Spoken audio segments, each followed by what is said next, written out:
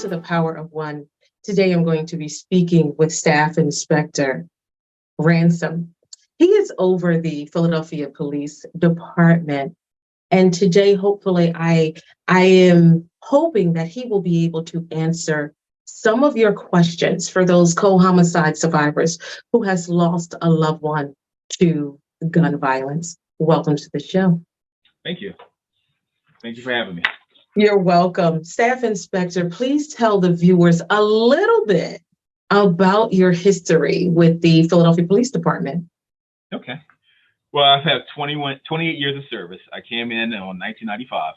I started in the 25th District. Now, I'm not sure if your viewers know where that's at. That's around Front and Westmoreland. They used to call it the Badlands.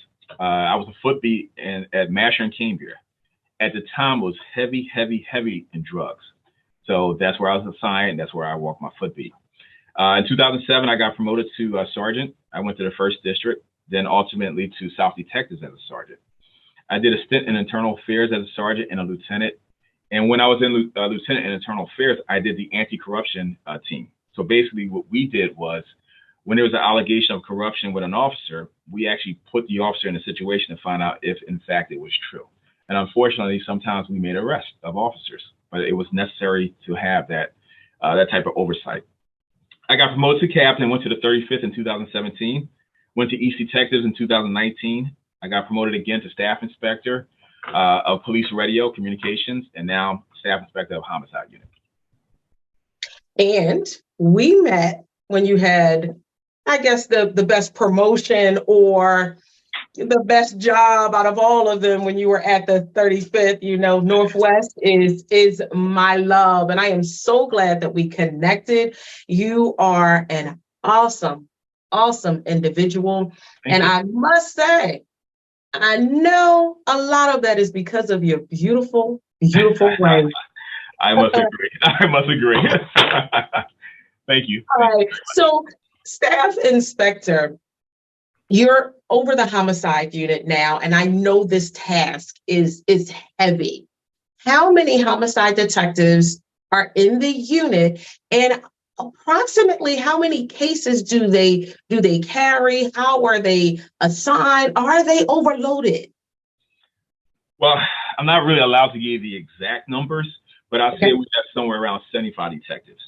Are they overloaded? Yes, it's no doubt they're overloaded. So I'll give you a few examples. In 2021, we had 560 homicides, which is way above anything we've ever had. So each detective had close to 7 cases. Now, the national average says it should be around 3 to 4 cases per year. So we were way above that. Wow. In 2022, the average was 6 cases per detective. And thank God in 2023, we're lower now in terms of the homicide. So right now, they're averaging 3 cases per detective. But in the scheme of things, they are overworked and overloaded as well. But they're very dedicated. I'm sure. Yes. Now, you've been in the Philadelphia Police Department for many years. Yes. And I've been in the victim services world for a little while. I'm born, raised, and still reside in West Oak Lane. It seems that there is no place in Philly right now that is exempt or off limits from gun violence. It seems that we are losing some young African-American men and young African-American women. It is so heartbreaking for me to turn on the news and hear of a 14, 15, 16, 17-year-old who has lost their life to gun violence. I mean, shot multiple times. This is unbelievable. Tell me about these young people who are losing their lives to gun violence.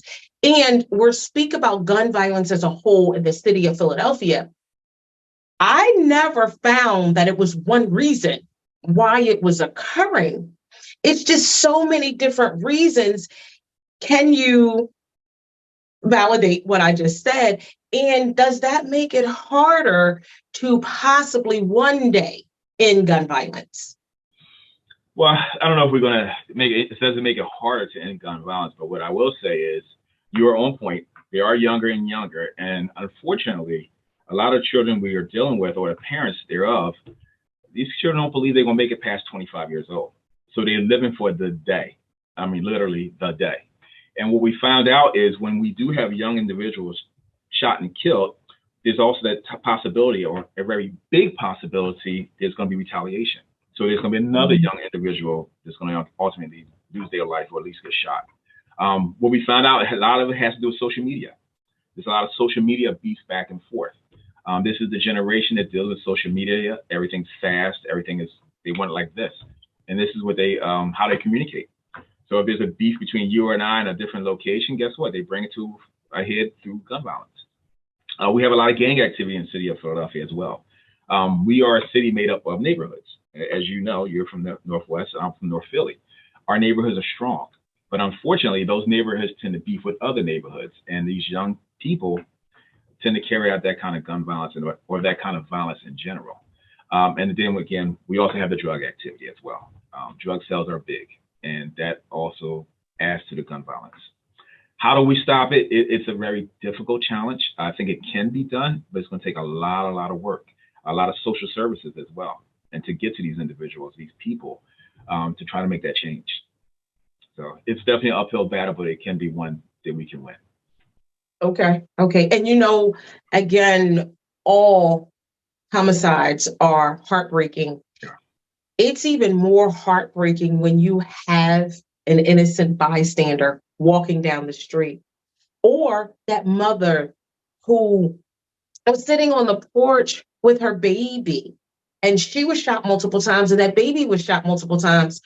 And it doesn't always have to end in a homicide. It's just heartbreaking that you cannot sit on your porch and enjoy some fresh air because gun violence may break out. That's horrible. Staff Inspector. Yes. It is heartbreaking when I'm speaking to the mother, the father, and they're saying to me, I have video. There is video of the homicide that occurred. Or they say to me, someone said to me, this person did it. Or the streets are talking, and this person is who murdered my son or my daughter, my father, my mother, my aunt, my uncle. When that happens, Staff Inspector, break down for the viewers how that works.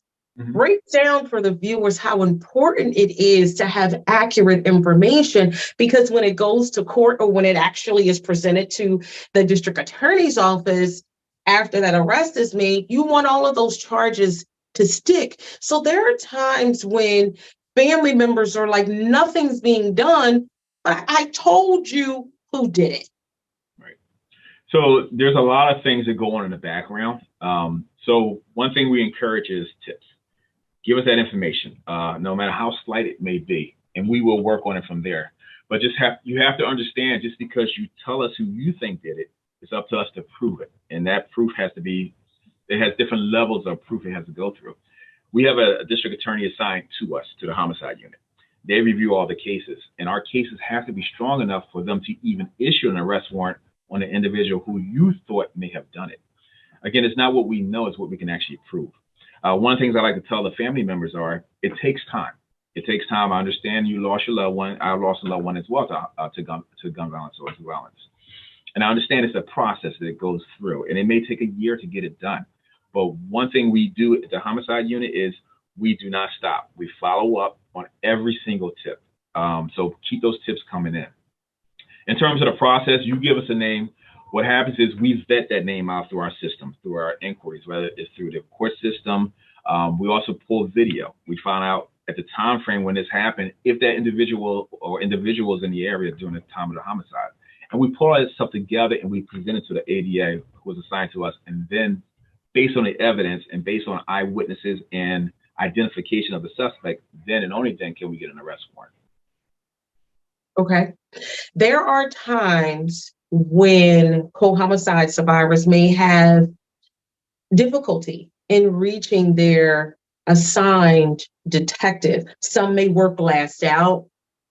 And last out meaning from, is it 11 p.m. to 7 Correct. a.m.? Yes. Okay. So in that situation, what can they do if they find that they can't reach some of their homicide detectives? And whenever anyone contacts me, I let them know about the dynamic Officer Acevedo, who is the victim assistance officer in the homicide unit, and I encourage them to reach out to her, and then she will in turn reach out to the homicide detective, and then they will be put in contact with the homicide detective. But I think all of you are doing a dynamic job. And Staff Inspector, I always sing the praise of all of the officers, detectives that I have worked with. Everyone is just dynamic. All of you work extremely hard. And most importantly, all of you care about people. And I think that's what makes a difference. When you're speaking to someone and they really don't care for people and they're helping people in any form, and that does not come across, then it's time for you to find another profession. But you and of course my family in the northwest section of Philly, all of you do dynamic work. But there are some co-homicide survivors that have a hard time reaching their assigned detective. What should they do? So we have measures in place to try to mitigate some of that inability to contact their assigned. But what I will say to do is this: call the homicide unit at 215-686-3334. Ask to speak to a supervisor. That's very important. And then let them know what their problems are, that they're having a problem contacting the assigned investigator. The supervisor then is responsible to make sure the assigned investigator gets in contact with that family member immediately. And they also are required to document that and present that documentation to me as well. Also, and when these unfortunate events happen, like you said, Acevedo, who is ACES, and the assigned investigator as well, will give the surviving victims or the next of kin their phone numbers. They're required to do so. They also have their email address as well. So these are also measures in place in which those next of kin can actually reach out to the investigator to find out the status of their investigation. So we do have those measures in place. And again, if they can't get in contact with a supervisor, call 215-686-3334 and actually speak to me. And then I'll make sure that happens. Okay. You just hit on something, and I would like to touch on this for a minute. The next of kin. Tell me who the next of kin is when a homicide takes place. So when a homicide does take place, we reach out to a family member. Most of the time they approach us and they state that we are in fact the next of kin. Because we can't prove otherwise, we have to assume on face value that they are the next of kin until we're told otherwise. That's usually how we find out who our next of kin are. And I can imagine sometimes that may get a little sticky. It can get sticky, especially if you have a wife and then you have the mother who's, whose child has been, passed away. They may look at themselves as next of kin as opposed to the wife. So it can get a little sticky there. But our job is to make sure we get the information to the correct person. I agree. Okay. So let's touch on a homicide that may take place. And there are people outside, there are family members outside. And when the detectives come on the scene and ask what happened, some people say, I don't know what happened. And there are people who are not willing to speak. I love law enforcement. At the end of the day, my loyalty is with the victims and co-homicide survivors. We are living in different times. I will say this. I'm scared. I can't lie. I am scared. On July 4th, I come up to my parents' house and I'm listening on the news and I hear about that mass shooting in the city of Philadelphia. When I tell you it hurt my heart, and all I think about when I leave my house is, will I return home? I have 2 children 29 and 27. I have my daughter-in-law. I have my grandchildren, my mom, my dad, my husband. Every time one of them walks out the door, I am scared out of my mind. We are living in different times, as you know. And like you said, some of these young people don't expect to live long. People are scared to say who did what because they don't feel like they'll be protected. How does the homicide detective on the scene expect someone to say this is actually what happened when people are really, really afraid? Well, one of the techniques that homicide detectives use is when they do go to these scenes, they hand out their cards. So we recognize people are scared. Listen, I get it. I don't live in the neighborhood where a homicide occurred. They do. They have to deal with the repercussions that come along with it. So we recognize that. So they will give out those cards and they can call the homicide detective at their own convenience and have that conversation. And a lot of calls we get are actually off the record. They don't want to come in person. But the information they give us is so crucial, it allows us to start building a case to ultimately lead to the arrest. So we do recognize, and I do understand that clearly. And as you stated before, I'm scared as well. And I'm an officer, and I do this for the last 28 years. And I'm scared for my family as well because, these bullets have no names on them. You know what I mean? And you have to be cognizant of everything around you when you come, not only to Philadelphia, but also outside of Philadelphia. It's just that it's so, so much more in Philadelphia. But what I will say is we do have those mechanisms in place that if you want to call anonymously or write an email anonymously to our tip hotline, we get those tips and we run on every single tip. Prior to me getting to a homicide unit, I did not realize that. I just thought, hey, you get a tip. Okay, yeah, right. They run on all the tips they get. And so that's very important that we get that information as well. And that tip hotline is 215-686-TIPS, TIPS. And we're going from that point on. Okay.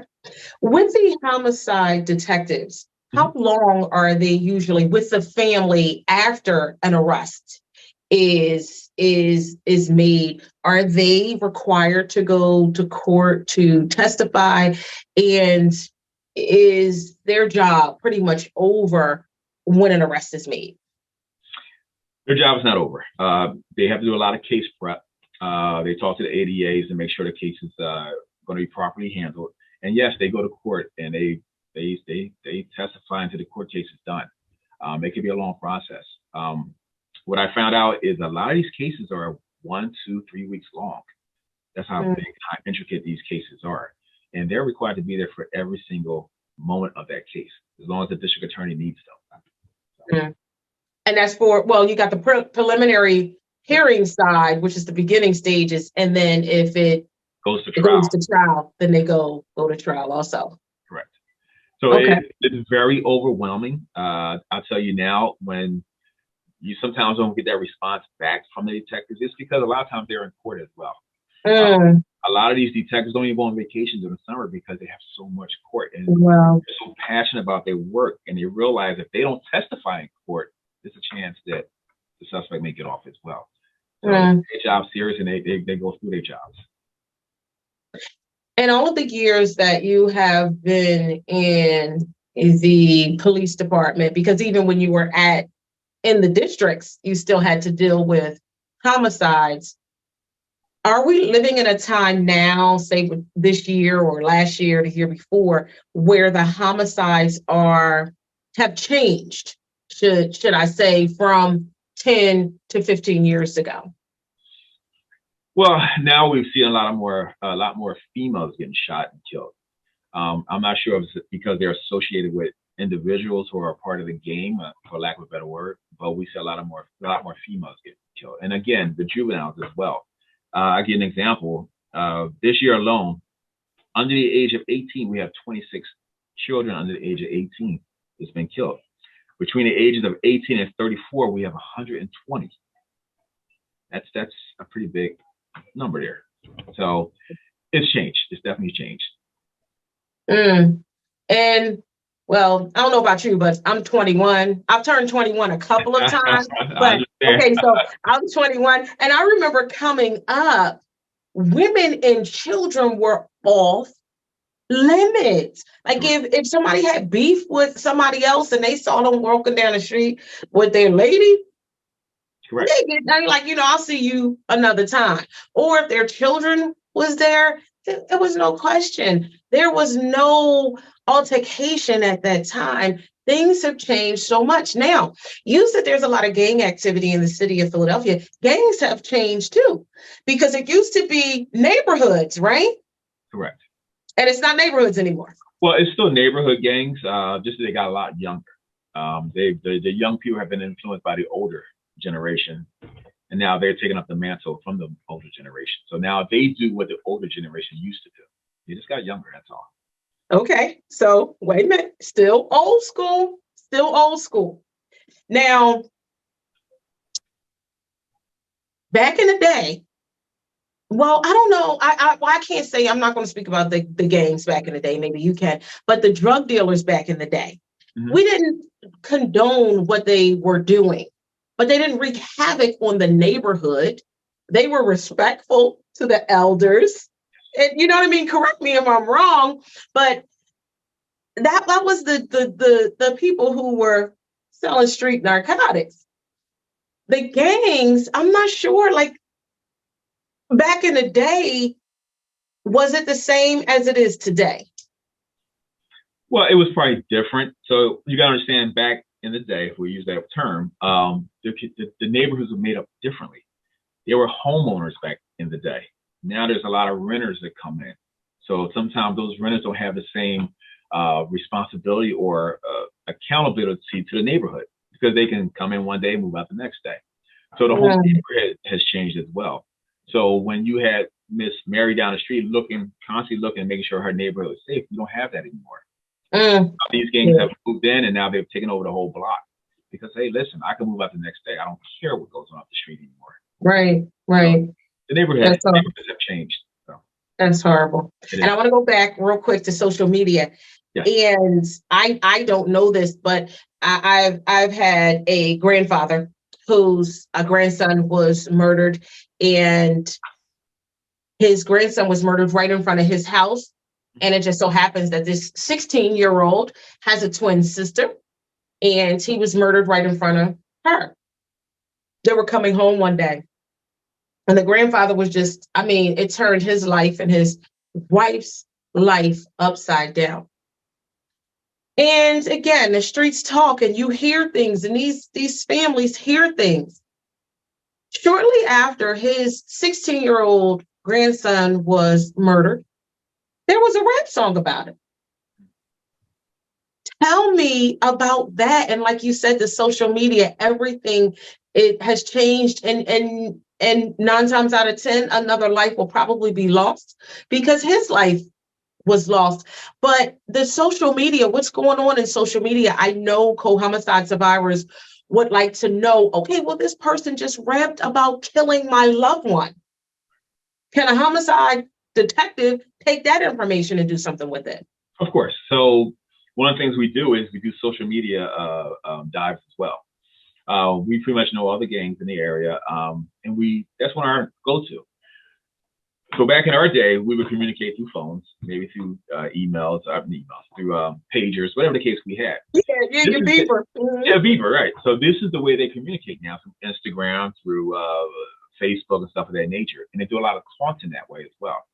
So it's not unusual for an individual to be shot and killed, and the doer or his or her organization to rap about it. But you and I both know what happens after that.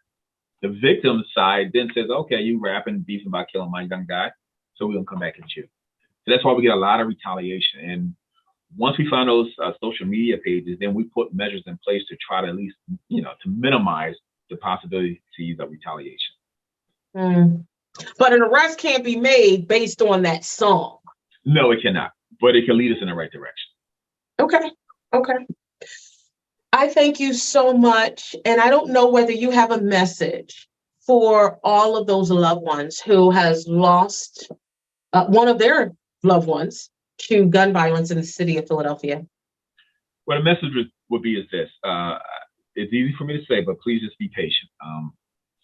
We want to solve all of the cases. Believe me, we truly do. There are times when some of the cases just go cold. But if you have information, if you have the slightest bit of information, please call us. It's, again, 215-686-3334, or even submit a tip at 215-686-TIPS. And we will look into every single one of those tips and every single call you make to us. And we just pray that we can minimize this gun violence out here. And that's pretty much all. Thank you so much. And I will say to all of the viewers and everyone who knows me, they know I am boots on the ground. And anyone knows if they call me, I'm going to try to move a mountain for all of those affected by crime. And Staff Inspector Ransom is definitely boots on the ground, and he cares. He truly cares. Thank you so much for joining me today. And thank you for having me. Thank you so much for joining me today. For all of those affected by gun violence and for all of those co-homicide survivors, we care.